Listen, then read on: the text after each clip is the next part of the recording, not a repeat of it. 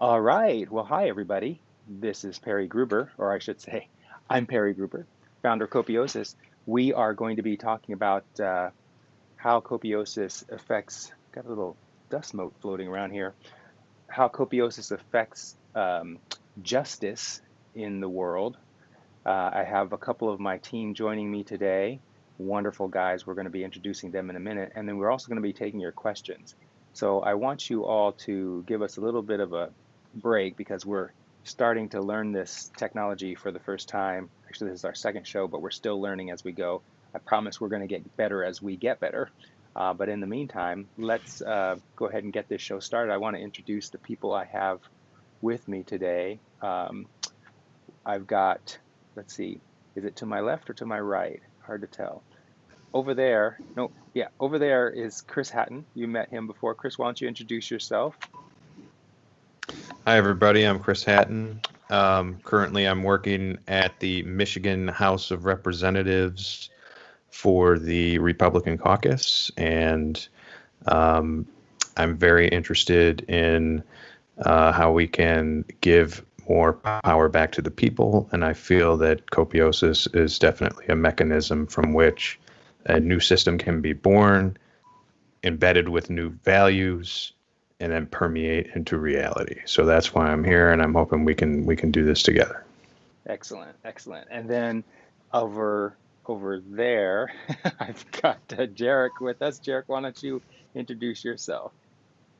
Hi, everyone. I'm Gheric Speiginer. I'm the CTO at Copiosis. I'm also a PhD student at Georgia Tech. My background is in computer science. Excellent, excellent. And so we're going to talk about legislation, but in preparing for this live stream, we thought we'd do more of just a hangout instead of trying to explain all the technical details of how copiosis is actually going to impact justice in the world.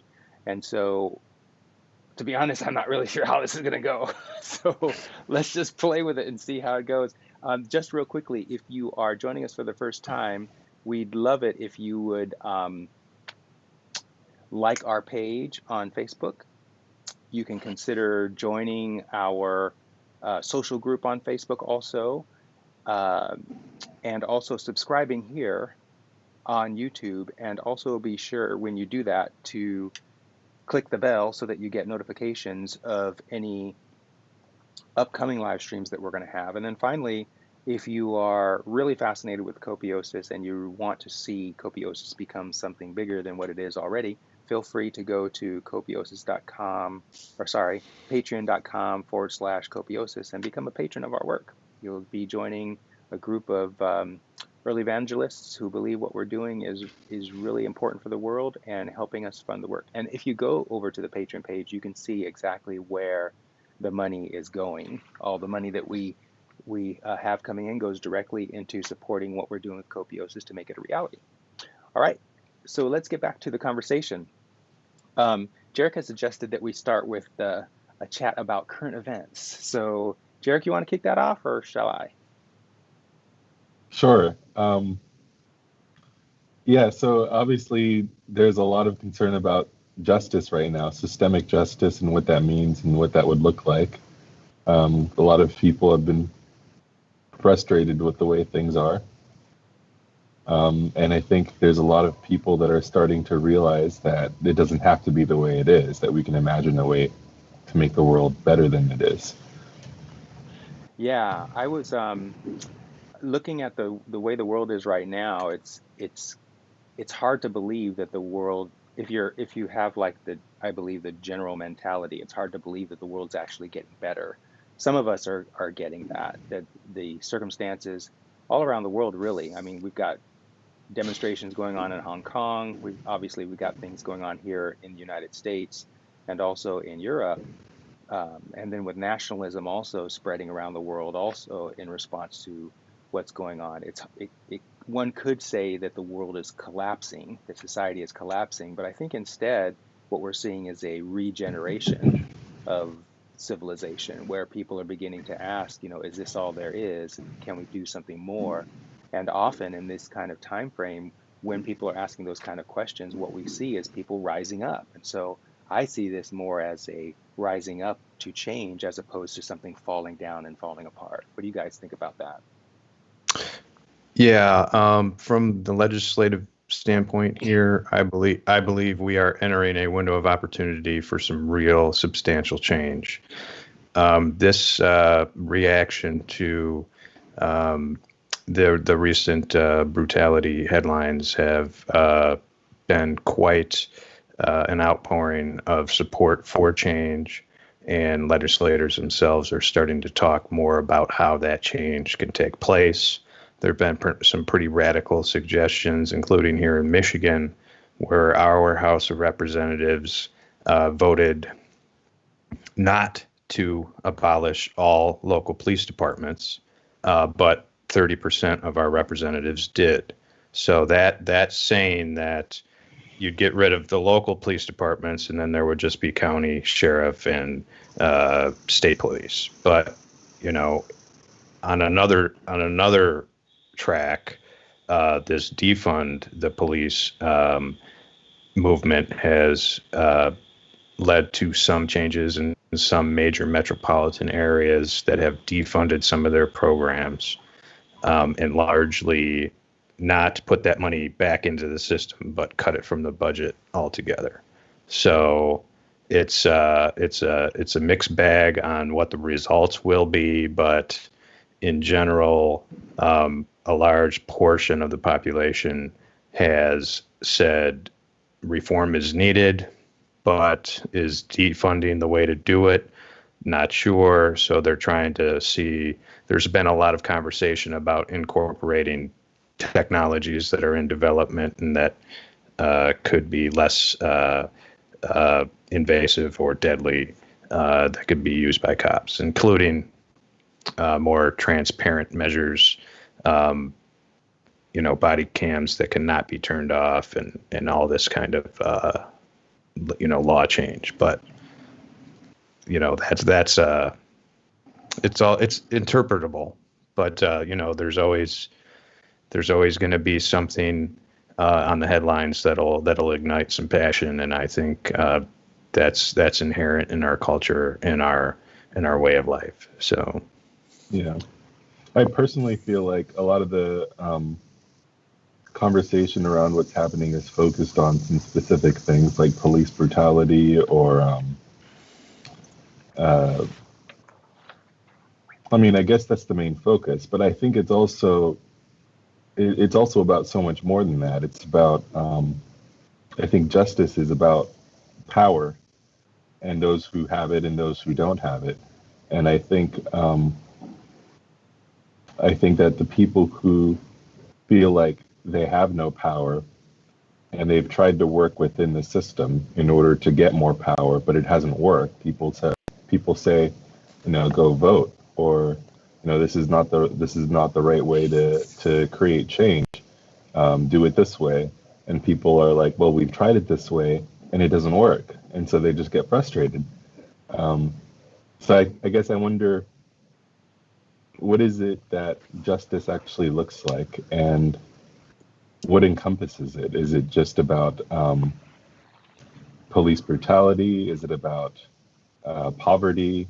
Is it about being able to create political change? I think it's all of this. What do you think? Yeah, go ahead, Chris.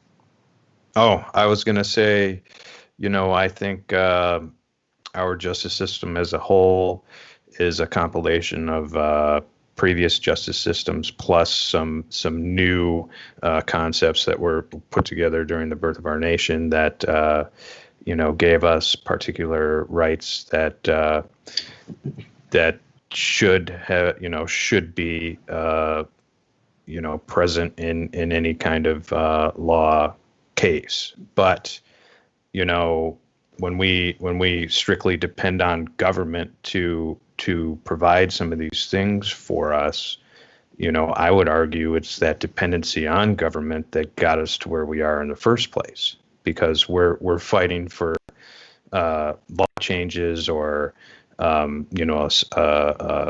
influencing a Supreme Court decision, and that's largely been a mechanism that has framed our way of life. But there's still a lot of things that fall through the cracks that don't get the time isn't spent on them because it costs money to run this system. So I think you're right about the power part.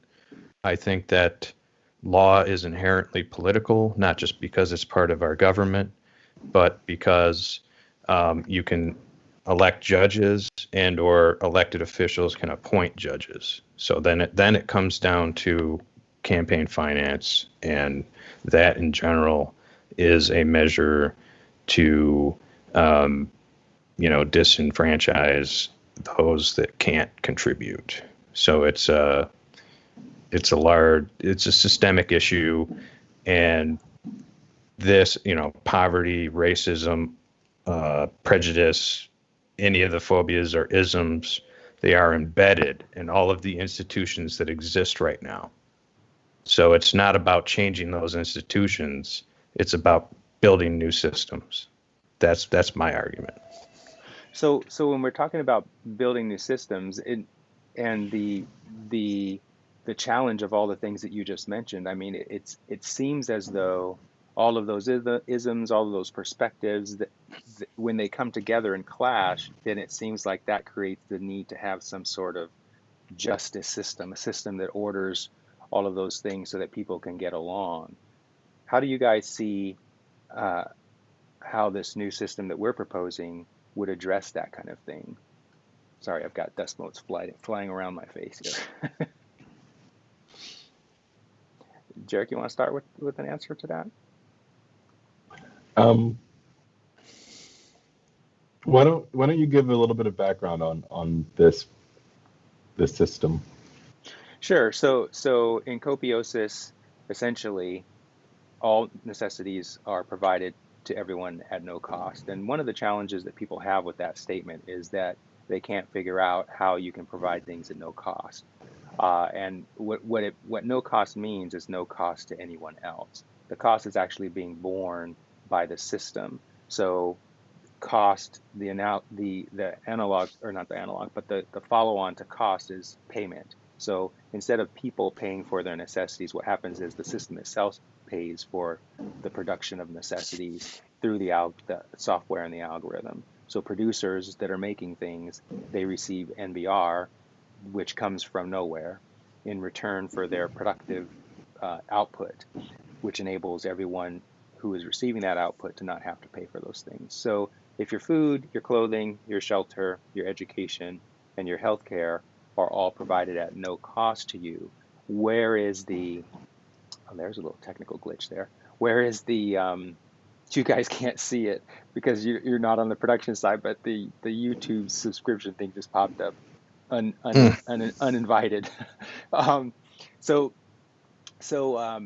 the provision of necessities at no cost to everyone should remove a lot of these conflicts that I was talking about relative to beliefs and ideologies and perspectives, because you're no longer having to manage the distribution of relatively limited resources, perceived to be limited because you need money in order to access those things.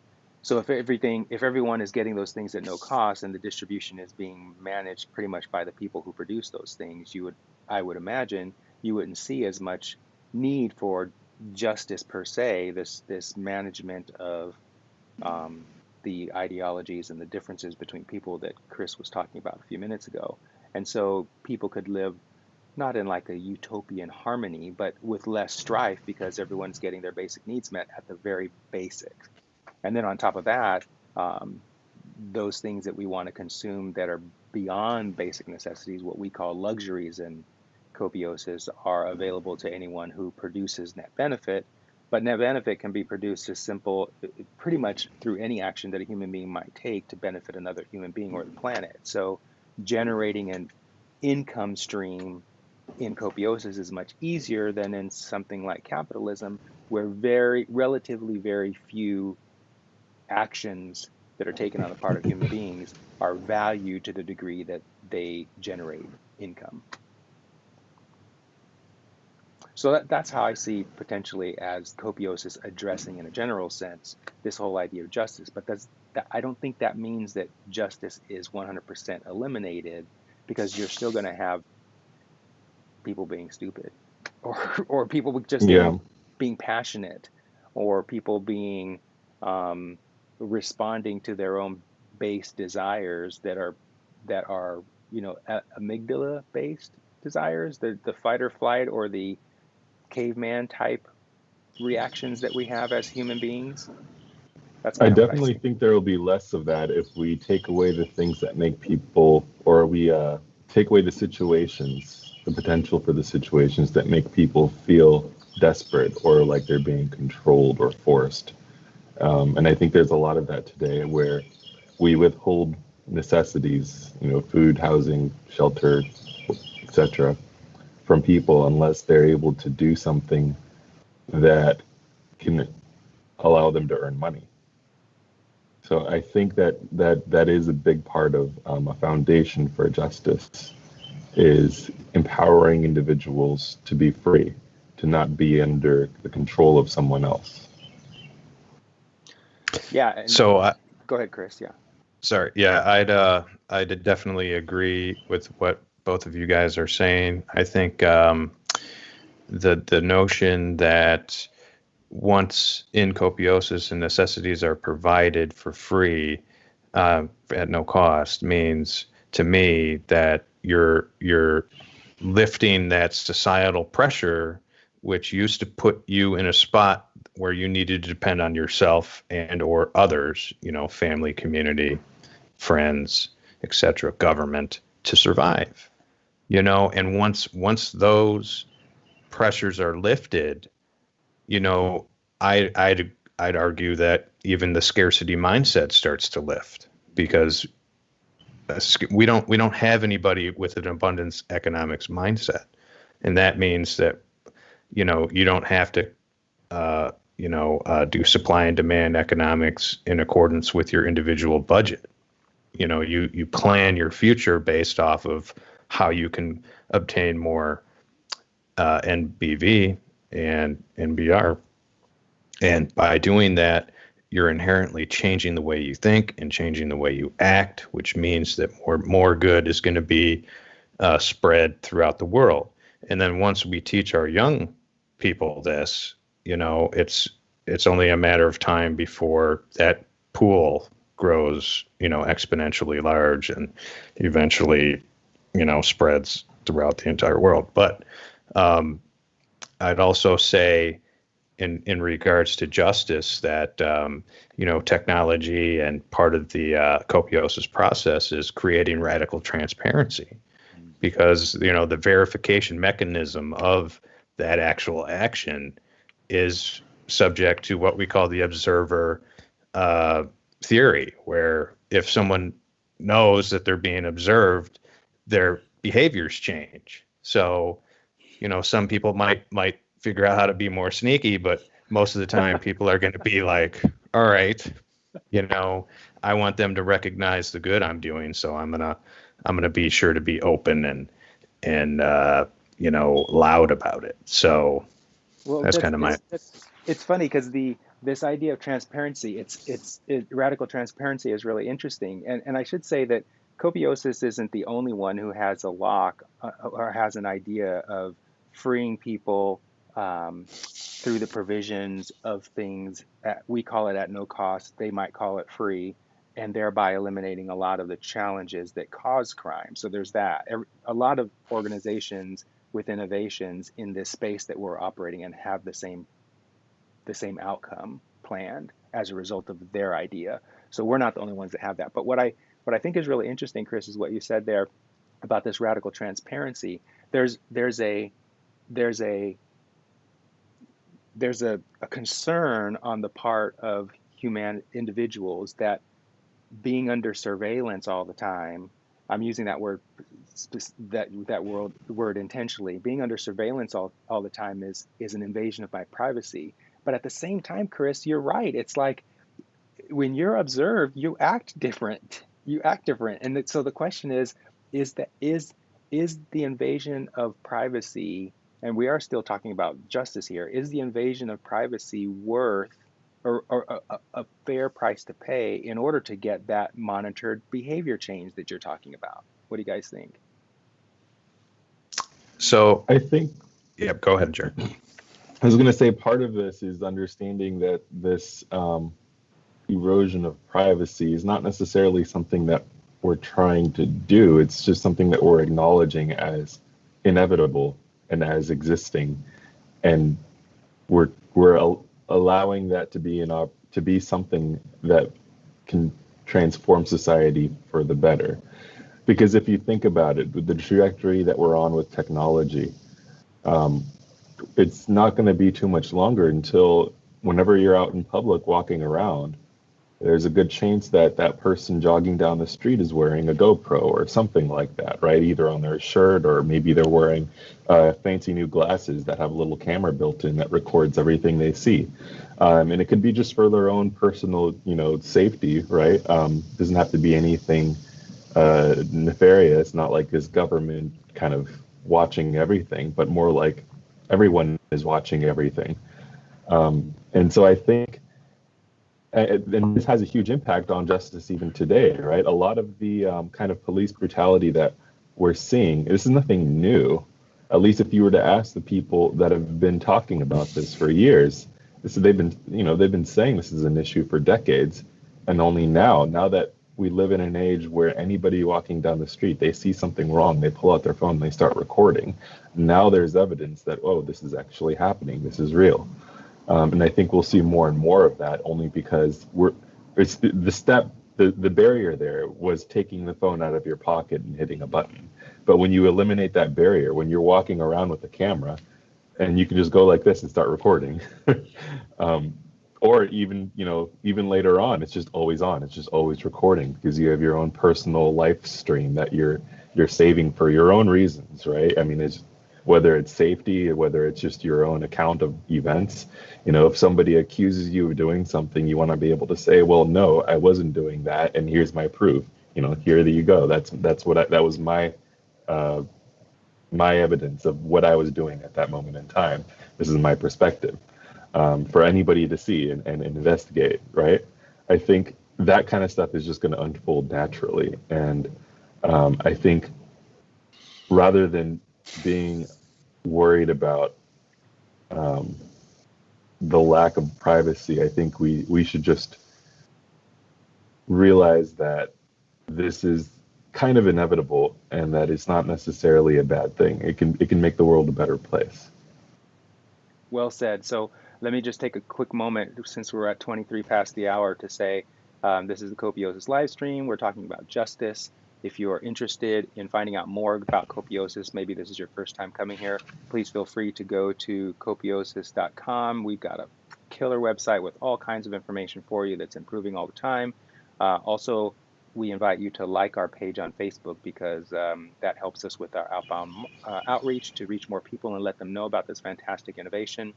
And then we also have a social group on Facebook where you can come on in and talk with people who are passionate about Copiosis. A lot of people there that know a lot about Copiosis, and you can get your questions answered and participate in a community that's really proactive in terms of reaching out to people and spreading the word about Copiosis. And then finally, if you are already familiar with Copiosis and you really like what we're doing, please feel free to go to patreon.com/Copiosis and becoming a patron.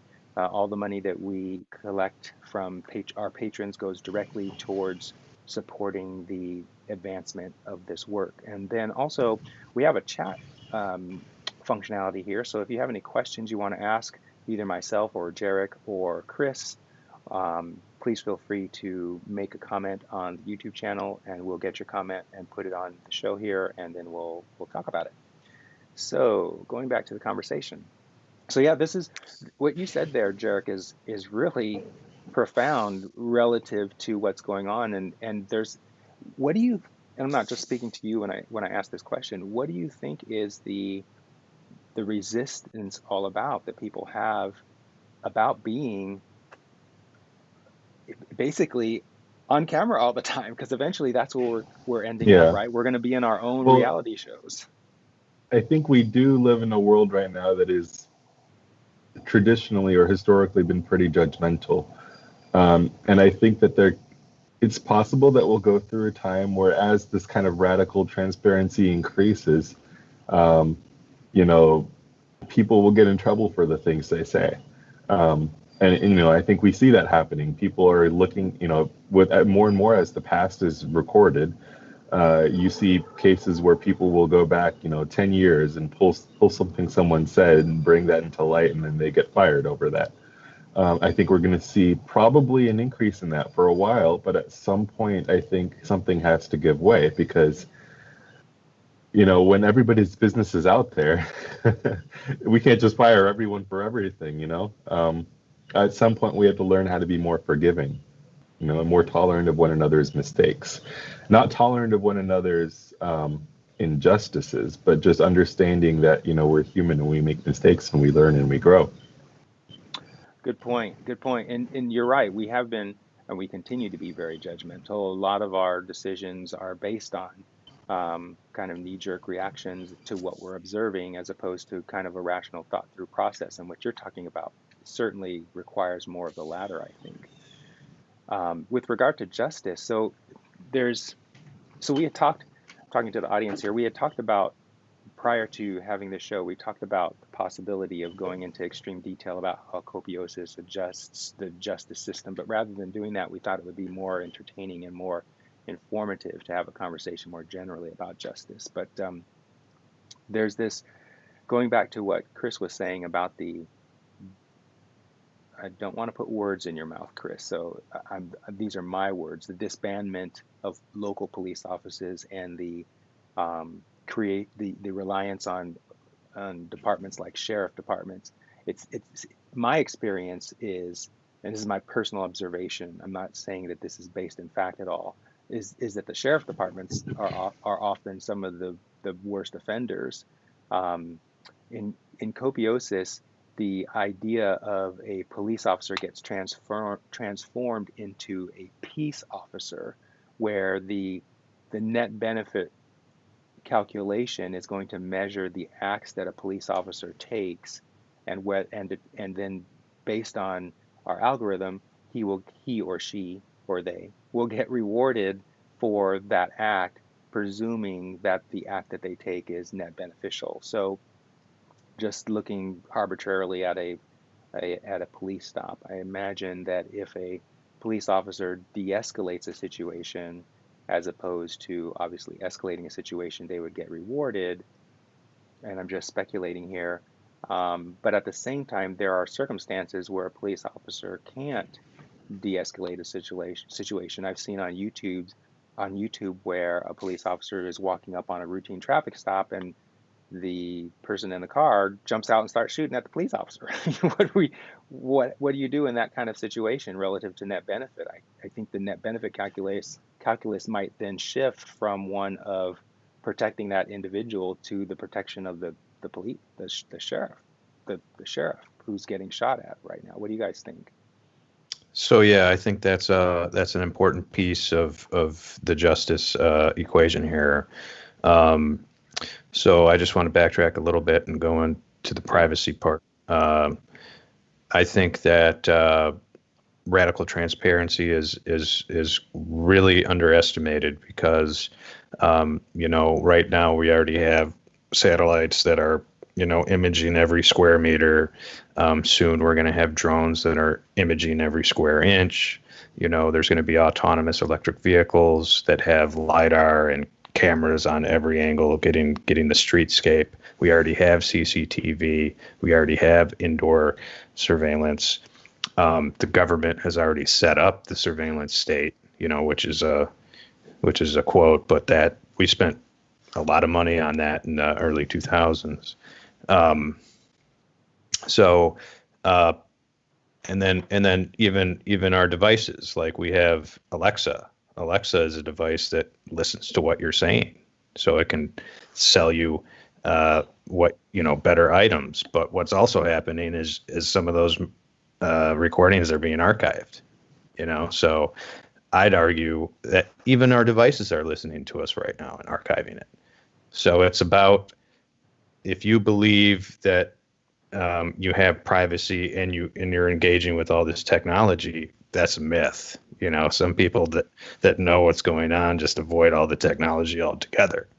But so that's just one piece of this. It's not just it's literally gonna be everything, and it'll all be published on an open blockchain. So that's my argument there. But segueing part of that into this situation where we're talking about hair trigger reactions by police officers, or police officer being shot at, it's about time that we remove a human from that equation.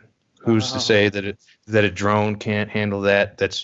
Has an operator that's sitting down in a chair looking at it through a TV screen, and the drone has non-deadly weapons. So you'd be able to image and get the details of the automobile, and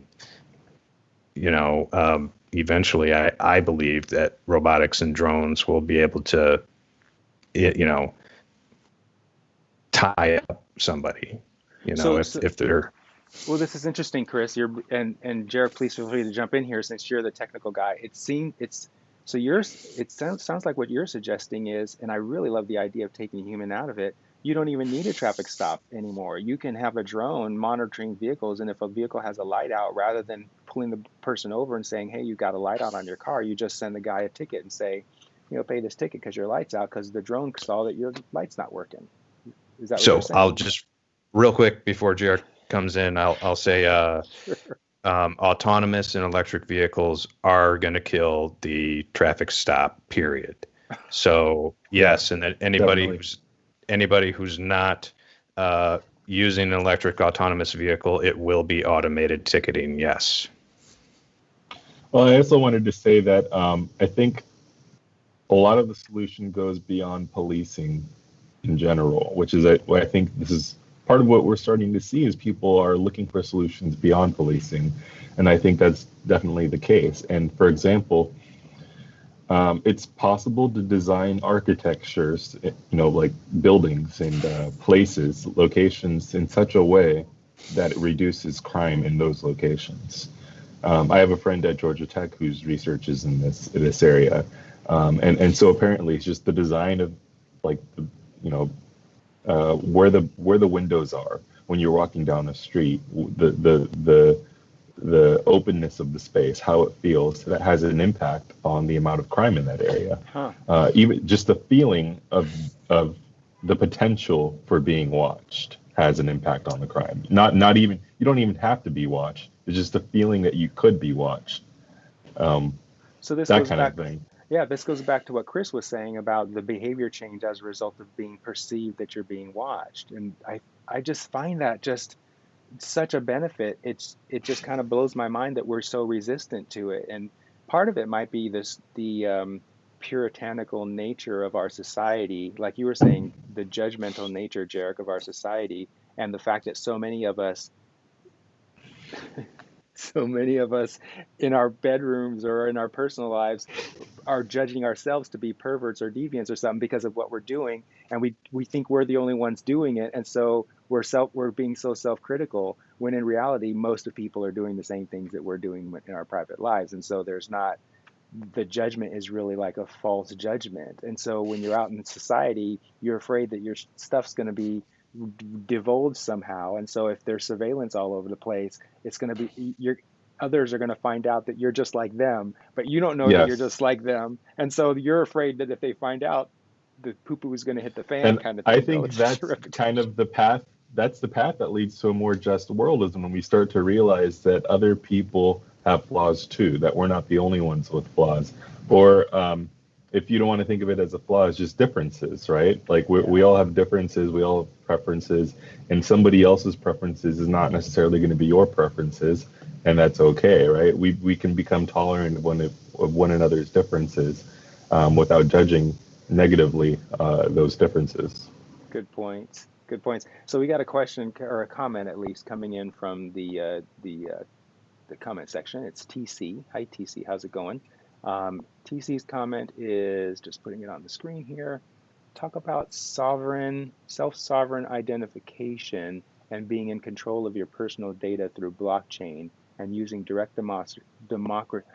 using direct democracy can lead to the Copiosis system. Does anyone want to take? Let's see if this shows up on the other. It does not show up on the other screen. Okay. So I'll just I'll give my thought on that. I think so.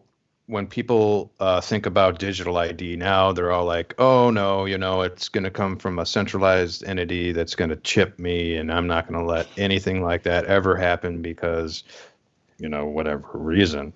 And that's totally different from what self-sovereign identity is proposing, because it's literally a blockchain-enabled personal identification, kind of dossier where it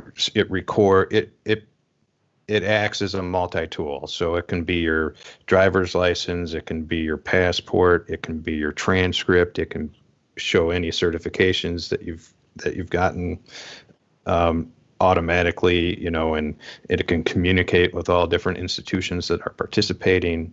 And then it can also act as a voting ID. It can act as a, any kind of thing that would require a membership or access to.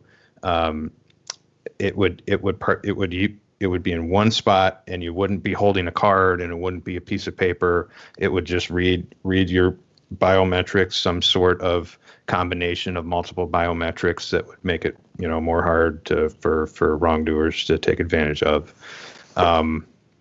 But then what that enables is, okay, if there's a digital ID that enables you to vote, why shouldn't there be digital voting? And then this is where we get into, the decentralization of power pillars in partisan politics. And so virtual voting leads to this mechanism where, okay, so now we're starting to say people do not have to go to the polls to vote, and everybody has a digital voting ID. So, we know kind of right off the bat that there are way more Democrats than Republicans in America, and that's essentially why we have gerrymandering and going to the polls to vote. Those two things solidify the two-party system. So once we start talking about digital ID and digital voting ID and digital voting, then we start to, parlay that into, okay, legislators would be like, if people are allowed to vote from home, why shouldn't we be able to vote from home? So then that would say, all right, since we don't have to go to the Capitol to vote and participate in committees anymore, that opens the door to a wide range of possibility, including going back to what George Washington wanted, 30,000 people, one representative. So that would mean there'd be 10,000 plus representatives, and that automatically opens it up to third parties. It would be a liquid democracy. That one representative would be able to communicate with those 30,000 people over initiatives, and it would be a participatory process. This is all speculation, of course, but you can follow that kind of train of thought, that once one of these technologies gets in, there's going to be pressure to move it towards digital and local, and that's a partyless politic. And excuse me. And this is one of the questions that someone would ask, which is, if all that's happening, Chris, and I believe you that it is, why do we need something like Copiosis or any of the other players in our ecosystem? If this is all happening the way it's happening, as you lay it out, and it seems like it is, why do we need us? What would be your answer to that? And my main argument for that is there's still no incentivizing doing good. It's incentivizing doing what you want, and that's not necessarily good. So, Got it. So what would happen relative to justice? What would happen? I mean, you acknowledged what I intuitively thought, which is there's more Democrats than there are Republicans in this country, at least.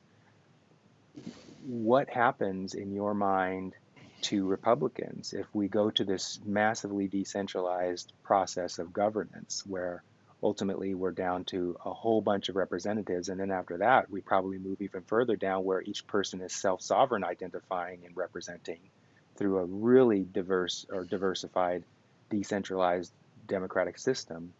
What happens to like minority groups like Republicans relative to what they want to see happen in the world? I mean, in Copiosis, you don't get the opportunity to leverage your ideology on top of other people through force.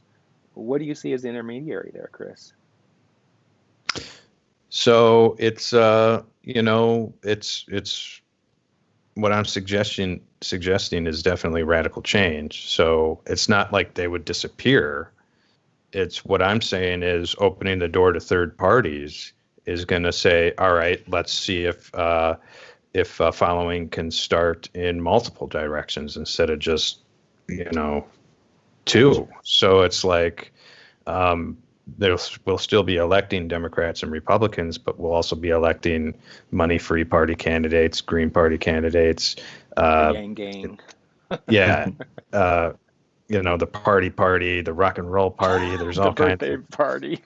parties, but that's in all seriousness, it's more about community level integration and getting integrated on a neighborhood level. So that's definitely more what we're talking about here, and being able to say, all right, I'm participating in where the money's going to go, how the decisions are made in voting process for national and state legislature, and also the allocation of the resources. So I know that coincides with the budgeting, but it's also if it's through a blockchain mechanism through smart contracts, you can eliminate humans from that process. So there's no stealing or being tempted to corrupt. So that's the difference between saying, oh, we got to get rid of corruption in our current system versus creating a new system which removes the temptation to corrupt in the first place.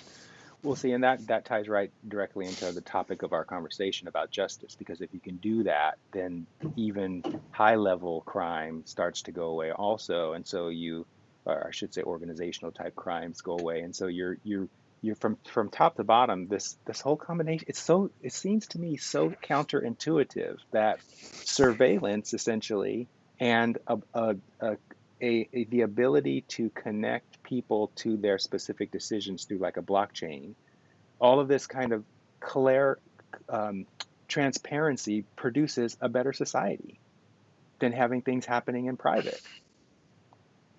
It's just it seems counterintuitive to me because we're so protective of our privacy, it seems. But it is the releasing of the privacy that allows a more just society to happen. It's so interesting. Let me just take a break here to step in and say you are listening to I'm going to be really broadcasty. You're listening to the Copiosis live stream here on YouTube. We are talking about how justice is being transformed by Copiosis. We welcome you and thank you for coming in and watching the show. Please feel free to subscribe, and don't forget when you do subscribe to click the bell so that you get notifications of any new shows we may produce. And also feel free to visit and like our Copiosis Facebook page. That really helps with our outreach. And then if you're interested in finding out more about Copiosis, you can go to our social group and become a member there and talk with people who are really smart about how Copiosis works, get your question answered, participate in the progress of spreading the word about Copiosis and having it ultimately become our global system. And then finally, if you know a lot about Copiosis and you've been here for a while, please feel free to visit patreon.com/Copiosis and becoming a patron. All the money that we get to promote Copiosis is used strictly for that purpose. and you can look on Patreon and see where the money goes. And then finally, if you have anything you want to say about what we're talking about today, please feel free to leave a comment in the comment section. Even if you're watching the recorded version of this, not the live version, we answer every question. So please feel free to join the conversation. All right, so back to what we were talking about. So we were talking about blockchain and how transparency opens up the society and makes it actually more just than a society that's based on privacy. It just seems you and we were also talking about minorities as represented by political minorities and how they would have a voice still in not only justice but in running the society in general. And I think there's I wanted to touch on yeah, that go ahead. because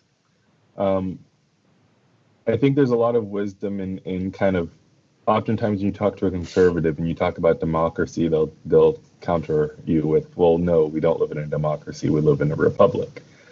And I think it's an important point because the whole reason that that our society was designed as a republic was in order to counter this idea of tyranny of the majority.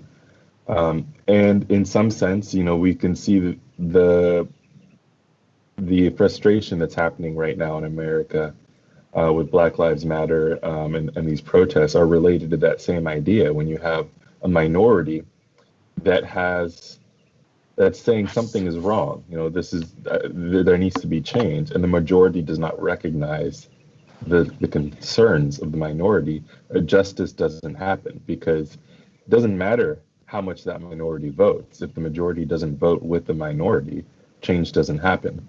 And that's because we live in a system where the ability to make that change requires power. And if the minority receives, if power is allocated through a vote, then the minority doesn't have the power to create the change that they need, the change that they want to see. So I think this is also another area where we can imagine a more just system in Copiosis where power, allocating power does not happen through a vote. The only kind of power that voting has is to determine how we as a society perceive excellence or how we recognize others for their achievements. Because that's all Copiosis is doing ultimately, is just a tool for agreeing upon a metric by which we deem others to be doing a good job, a pat on the back, right? And I think when you look at it in that sense, it's if you don't get a pat on the back in Copiosis, you can still create the world that you want to see. You can still make the world a better place because you're not dependent on that pat on the back in order to create change. Right, that's true. And unless your desire for change involves having everyone think like you do or behave like you do, as long as you don't have that idea in mind, then any change that you want to see in the world can be realized by you in Copiosis to the degree that you can enroll people in your idea. So your idea has to be beneficial to a lot of people if you want a lot of people to participate. And I'd follow up with that saying that this is kind of describing what we call in economics a positive sum game. And that means that, two people can interact, each with an idea, and then they together through their ideas create a new idea. So then they both still have their own original idea, but then this new idea was created, so it creates a positive sum game. And that's the notion here, is that specialization will multiply exponentially, I believe, once the normal societal pressures have been relieved. So this is bringing in individual passion into innovation, into radical change in the world that will benefit, billions of people at a time. But we're just in the beginning of this.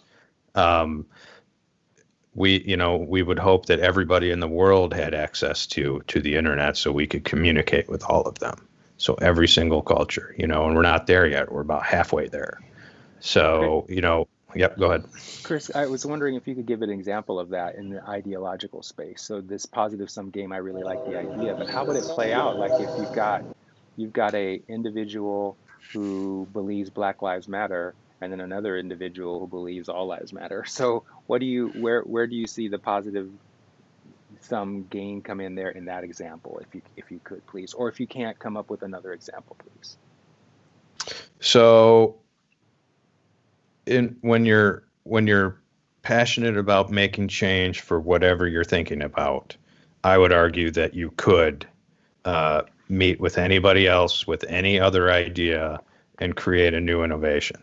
So yeah, you definitely have to do some storytelling here with Black Lives Matter and All Lives Matter, um, but through the mechanism of conversation, which I think is the most important skill that anybody's going to be able to build in the future, is going to lead to better questions being asked, and through those questions, kind of through process of elimination, narrowing it down to an idea that can work for the parties involved in the conversation. So this is where we get into this consensus mechanism. But specifically, an example would be, you'd have to boil it down even further to, all right, if all lives matter and if Black lives matter, what's the commonality there? And Black lives are part of all lives. So if you can figure out a mechanism that can work for Black lives and all lives, then you'd be able to create a theoretical innovation that could, by making Black lives better, you make all lives better.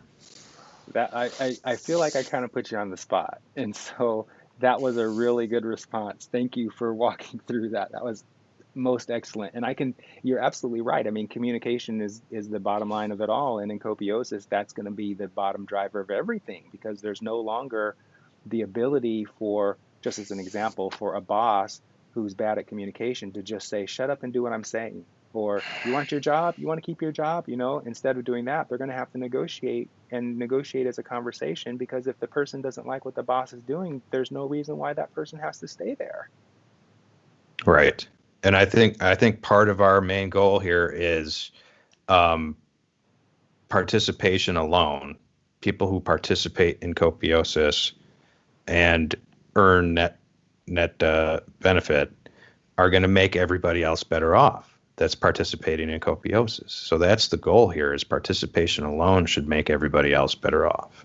Right. You're saying that because you get rewarded NBR for making other people better off, if you're interested in becoming rich in Copiosis, that's the only way you're going to get it. And so you're going to be motivated to do things that make people better off, instead of being motivated is kind of not the right word, but knee-jerkingly making lives worse off. Right. Yeah. That's really interesting. So we're just about at the end here, just looking at the comment section to see if we have any other questions. Doesn't look like it. This has been an interesting conversation. We have 10 people on the show at this point watching us, and I just want to say thank you, everyone, for reaching out and coming online and being part of this conversation this morning where I am. I think morning where you guys are too, right? It's morning everywhere. And so we're not gonna always have the show at this time. We wanted to explore and see if this would work for the people in Europe better than the show time that we had the last time, which I think had it in the middle of the early morning, like 2 or 3 o'clock in the morning for Europe. So we wanted to see how it worked this time for us. It's not too bad with you guys, right? You guys, it's what, 10 o'clock or 11 o'clock today? Yeah, just about 11. Yeah, about 11. Yeah. So this is a pretty good time, actually, for me on the West Coast, being it's like almost 8 o'clock now. But we'll be flipping our time back and forth. And thank you all for being part of the show. We didn't get many questions this time, but I think the next time we'll do another one that's more amenable to the U.S. folks, and we'll probably get some. Oh, Justin is here, and he's saying it's in the afternoon over where he is. So, like I was saying, we'll probably scatter these times or stagger the times and just explore to find out where the sweet spot is for everyone. For the time being, thank you everyone for being on the show. We've had a stimulating conversation. It's been really interesting. The thing that kind of really inspired me was the conversation about technology and openness and how those two are going to radically transform our society for the better. And the contrast of that being that our resistance to those two things might be actually slowing down the process of that accelerated better world. And so I'm just really excited about what we're doing, you guys. It's amazing. You guys want to have any other last words before we close the show? We've got about 5 minutes left. Or if there's anyone in the comment section that wants to make a question while these guys are wrapping up with their comments. Gheric, you have anything else you want to say? Well, in terms of openness, I think one way to frame what we're trying to do is we're trying to enable kind of the open everything economy, open source, open hardware, open software, eliminating the barriers to things like intellectual property that people, that this kind of competitive scarcity based mentality that we have to hold on to these things and not share them with others in order to maximize our benefit. Whereas in Copiosis, it's just the opposite. It's that the more you give away, the more you get back. Nice. Right. Nice. I think that's a great way to frame it. I like that very much. I'm going to end kind of on a different note, and speak about brutality a little bit, specifically here in America. I think, I would argue that brutality is part of the American dream. And I'll tell you why I'm saying that. There are systemic issues like bullying and child abuse and spousal abuse and elder abuse, fighting. So that's assault and battery and murder and such. And then professional sports like hockey and football and MMA and boxing, and even some Olympic sports, and then we go into military and policing. So I'd say that it's inherently in our culture that we're brutal, and this goes back to genocide of the Native Americans and our warriors in all of the wars throughout our history. Definitely ingrained this brutal teaching into our young. So what I'm trying to get at here is, not only is it part of the American dream, for some individuals themselves is the American dream. And that's why I go back to my argument here saying brutality is embedded in all of our institutions, whether we like it or not, it is. And whether it's verbal or physical, it's brutal sometimes. And let's extend that, Chris. So it's not just American culture.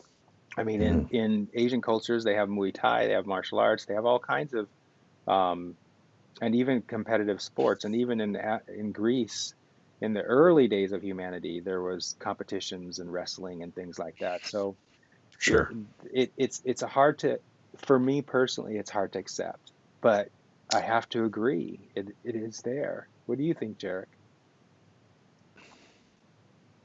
Well, so this connects with the conversation that you and I, Perry, had the other day about capitalism. Yeah. And kind of trying to think at a high level, what is capitalism? And one way to think about it is, one reason that it's not balanced, that it's not sustainable, is because you can think of it as a collective consciousness in which we are a bully beating up the planet and taking the planet's lunch money.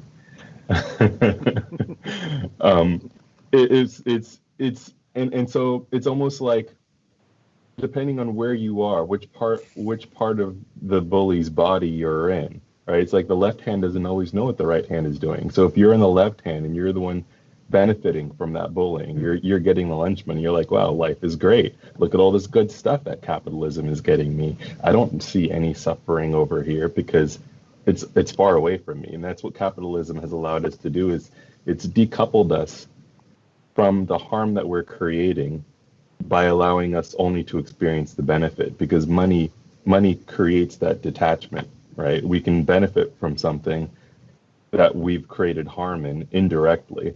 But from a broader perspective, we're still creating that harm. We're still collectively that bully. And so I think that that is deeply ingrained in the systems that we've created. And I think part of moving beyond that is accepting that that's the harm that we've done, that we have collectively, even if individually we're not intentionally trying to create harm. Collectively, we've chosen to do that, and we need to stop. Yeah, I couldn't agree more. That was well said. And Was very well said. that's exactly how I was going to cap it. Just saying we have to build new systems where brutality is not embedded into the grain of it. So, Wow, you guys have that. Those were perfect bookends for the top of the hour, which we're at now, and I couldn't have asked for a better conclusion. So thank you both for being on the show with me today, and hope to have you back next time because we have really good spirited conversations. And all of you who were watching the show, the 10 people that were on a little while ago, now we're down to 9, but still, thank you so much for participating through your audience, and feel free to join us the next time. We have no idea what we're going to be talking about, and we have no idea when that's going to be, but I'm sure it's going to be within the next 2 weeks, and I'm sure it will be as stimulating as this conversation. So thank you very much for being on the show, Chris and Gheric, and thank you, audience, for being there, and TC and Justin and Simone, thank you for your comments. We'll see you next time.